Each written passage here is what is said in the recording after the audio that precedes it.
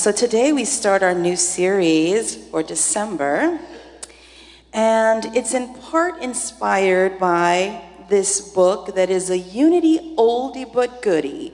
Anybody remember the trip to Bethlehem?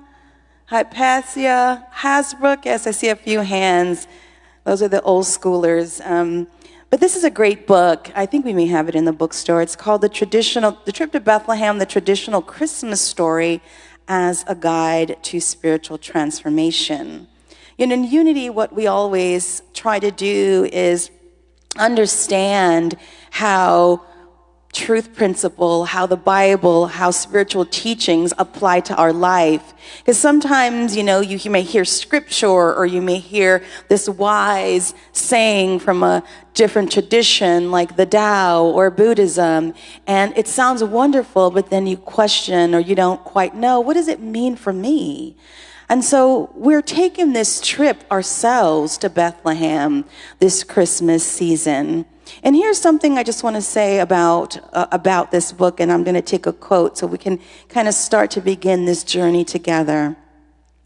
So she says, each year, the traditional Christmas story stirs believers and unbelievers alike.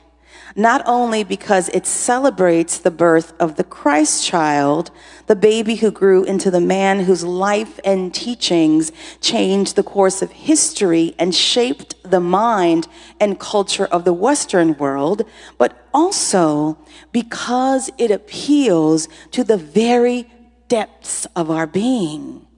It stirs all of us because the Christ child represents the higher self, the true self of everyone.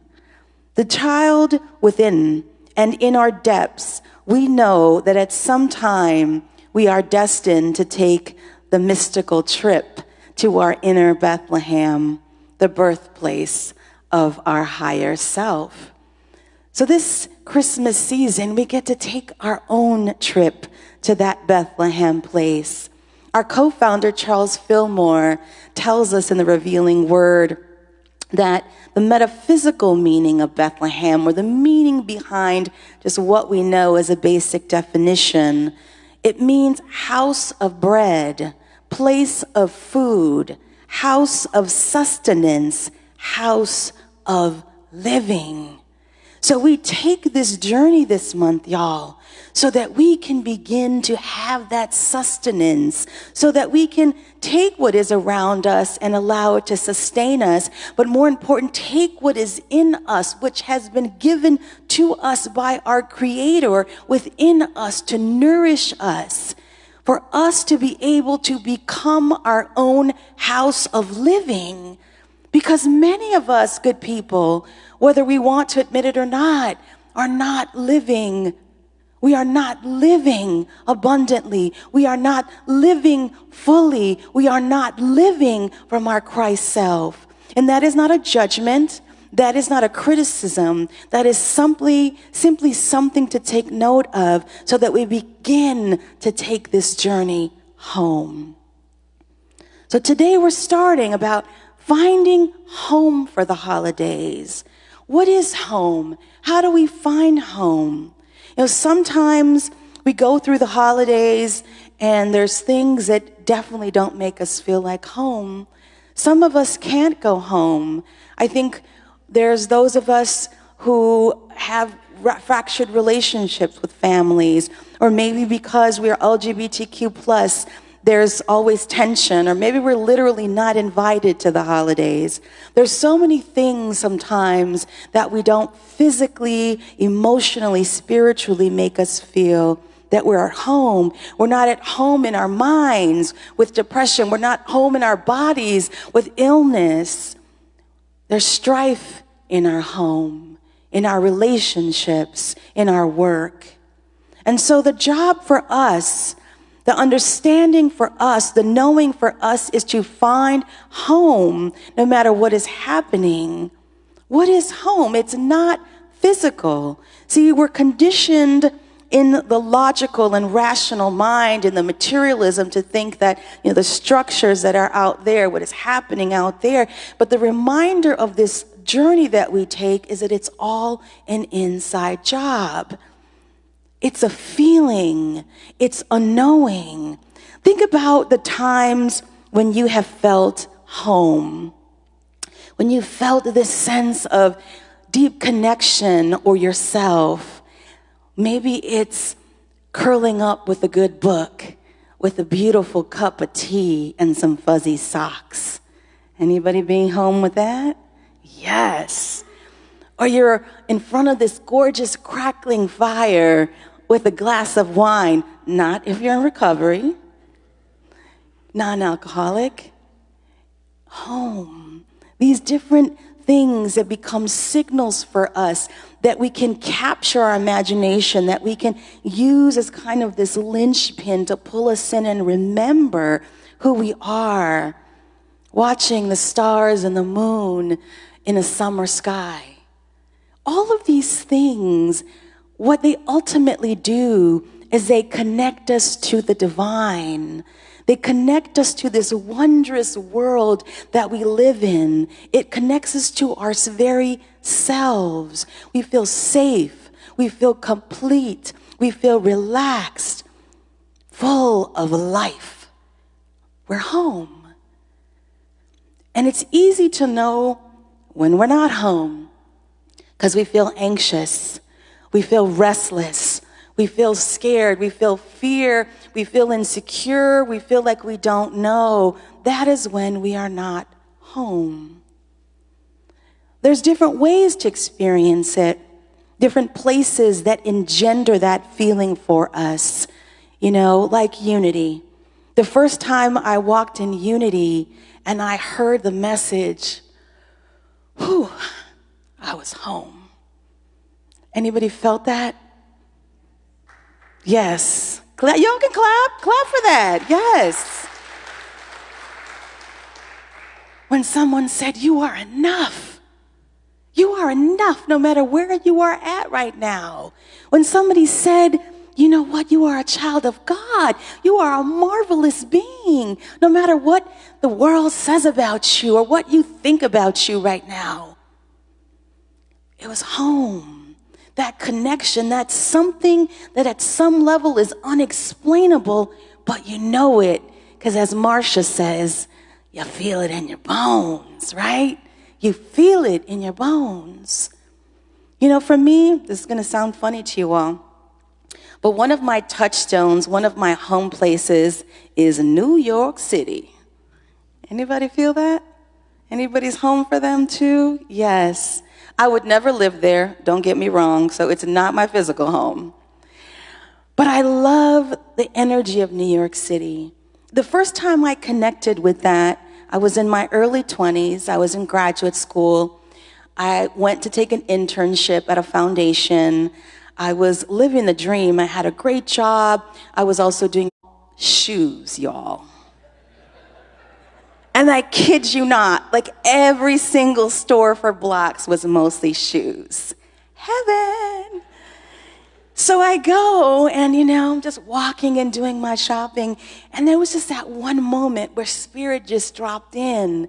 And I looked around and I felt, wow, I'm home. But the home was this idea of being alone in a city for the first time, taking the train in this big, bustling city. Though I was from Chicago, New York is next level, right? And I'm young, and I'm there, and I'm alone. And though I was alone, I wasn't lonely. And though I was alone, I was feeling so connected to everything and everyone around me. It was this beautiful moment. Esther, have you ever had one of those moments where you're just in this transcendence? And then I looked and I saw a tattoo and piercing shop. I walked up those stairs and got a piercing. Don't tell anyone, you all. It's a secret with us. Crazy. But New York for me always has that. I went 20 years later, though I always say I do this. Like, I got to get it in my blood. I got to get it in my veins. I need my New York hit. And I try to go every couple years. And I was fortunate to go 20 years later in 2016, one of these times, that again, it was like this magical moment. I started working and consulting for the National Football League in the dairy industry. And they was in December, and they flew me to New York, hotel right overlooking Rockefeller Center. Hello. And I got to see what I saw every year on Christmas movies, right? All the Christmas movies that show the people ice skating in Rockefeller Center and the huge tree and the Macy's display and all the stores on Fifth Avenue. And it was that moment again. But it's that feeling that depth, feeling yourself, feeling these experiences, feeling the divine. So I ask you, we all have those. What are your moments? What are your touchstones? And they might be physical, they might be emotional. It's not this feeling, but where do you go when you remember, wow, I felt myself. I felt complete. I felt fully me. I was home. We're going back home, you all. We're going back home to that deeper home, to that deeper self, to that God self. Now, how do we do it though, right? You're like, ooh, that sounds good, Rev, but like, how do I do it? You know, we have GPSs to find our way. And I've been here for 2 years. I finally stopped using my GPS, well, at least to get home only. Everywhere else, not yet. But that's a way that we can find ourselves. But there's a way for us to find ourselves that is like that too. Let me ask you all this. We have our phones that are like our everything, right? Do you use your GPS to find your way home? Yes? Do you use your way to find your way to other places? Do you trust that GPS for the most part? Yes, right? Stacy says, yeah, I trust my GPS. You said you go drive home 10 hours, so yes. But we trust this technology, and yet we don't trust spirit. We don't trust that we're going to get to where we need to go, that we are already supported, that we have the sourcing and the resource to get home. We have to call the question on that. What are we investing in? We invest in this technology, but we are not investing in that deeper truth of ourselves and a deeper truth that the universe always has us. There is spirit within us, around us, and between us that is constantly animating our life and wants only the greatest and highest good for us. Our GPS, that inner center, is what we must find. Now, the truth is, it's hard at times. The truth is that many of us lose our way through different things like heartbreak. Anybody been there? Not me. Heartbreak, trauma, loss, grief, forgetting what we love. Sometimes we just forget the things that make us happy. Like I shared some time ago, I hadn't danced in a long time. And I realized, oh my word, that is like home for me. All of us have those things. And sometimes we forget the power of those things in our lives. We lose our way by maybe being in a job or in a relationship or in a situation that is not for our greatest and highest good. Home feels mediocre, not marvelous. And sometimes it's actual. And sometimes, y'all, we got to get ready. And then maybe we're alone. Maybe we're not in partnership. Maybe that's a deep heart's desire. And so that puts us a little bit off. Things that happen around us. And so we see all this beauty of Christmas, and it fills us, and yet there's also underneath it that contradiction. One of the great Unity ministers, Eric Butterworth, would say that Christmas was strangely beautiful and beautifully strange. And it is. You're happy but sad, right? Maybe you see all this talk about abundant gifts and you're broke. You're like, right? The Hallmark movies. But we're living in this tension to remember who we are.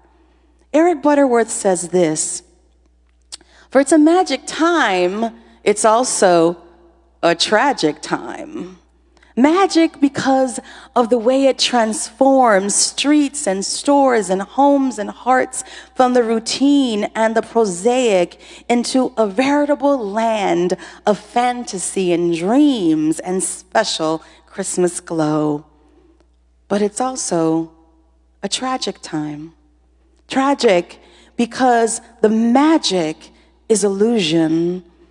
And behind the facade of tinsel and mistletoe, there is often a great deal of loneliness and heartache and nostalgia that is unfulfilled. Many of us are in that space, and that's okay. We're having a small meditation and prayer service after this service today with the prayer chaplains and myself to hold space for that. Many of us are grieving the loss of loved ones, making it difficult to experience this holiday season and to make it easier for us to find home. That was my journey coming into Unity. I'd lost my grandmother. She died on Christmas Day, and every Christmas season was excruciating.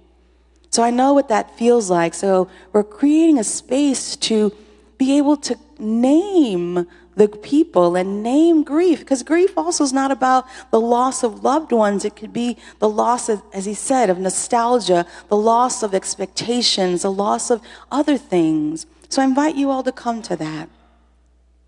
But even though we live in this time, in this season, right, of joy, of contradiction as well, it is also the season of new beginnings. It's an ability for us to find direction to the Christ within, to the Christ of our own being. One of the great and early teachers in Unity was H. Emily Cady, and she says this: Christ is our divine nature. It is spiritual person, our spiritual person, the I am. It is our spiritual identity.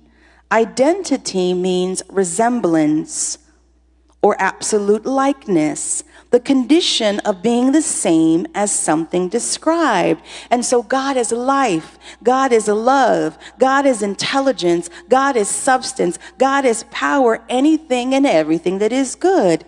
The Christ is the name of these same characteristics or divine ideas in us, through which we are identified with God. Through our Christ self, we are the same as God in nature. So we see this connection. We have this remembrance that we are coming into.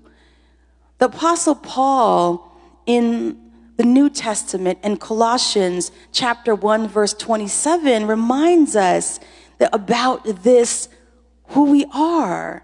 He says, Christ in you, the hope of glory, Stephanie. Christ in you, the hope of glory, Emily Bear. This is what we are connecting to. Finding the Christ in ourselves means discovering our God self. For some, that might be an abomination. For some, that might be a little bit edgy. For some, that might not sound possible. But Scripture tells us that it is. That in fact, what's Jesus' mission, to be able to remind us of our power within and remind us of our connection to Spirit. So this season, we come into this place to re-experience our own birth. Christ Christ in you, the hope of glory, is born. Eric Butterworth would call this Christmas time, he would say that there was different dimensions to Christmas. And he said the true Christmas was the third dimension. I'm not going to get into the first two, you all.